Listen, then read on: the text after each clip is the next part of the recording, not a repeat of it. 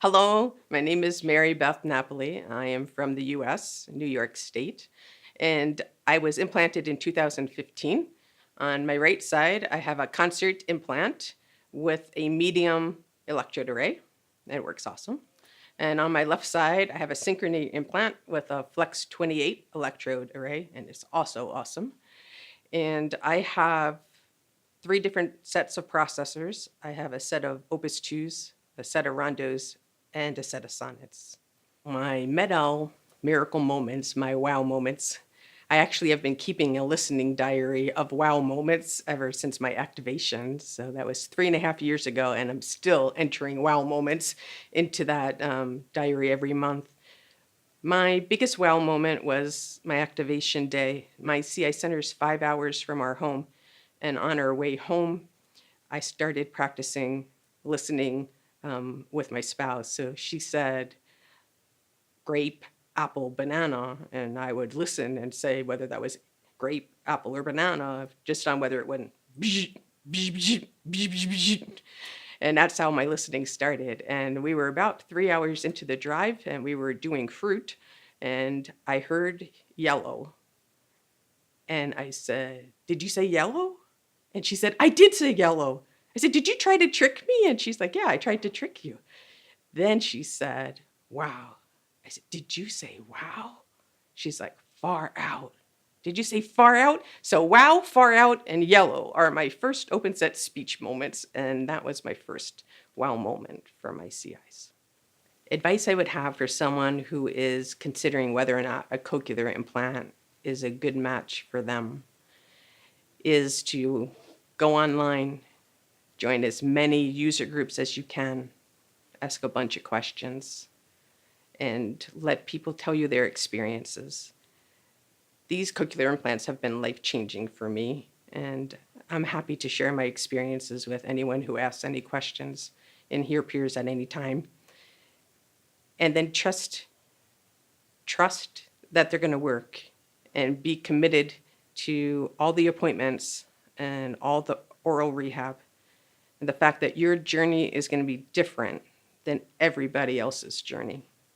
And there's no benefit in comparing how soon were you able to talk on the phone, or how soon did music sound good to you. Just take your own journey and embrace it. And as long as you're still moving forward, then everything's going right.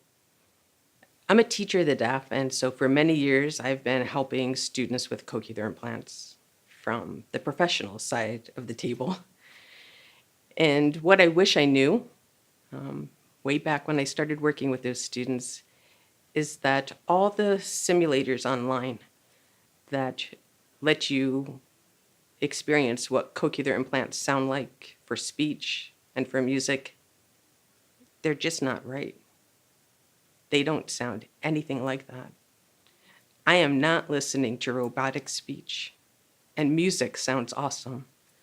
So I guess what I wish I knew is that with cochlear implants, you can end up with amazing listening abilities that far exceed what you find online when you go searching for simulators. They changed my life.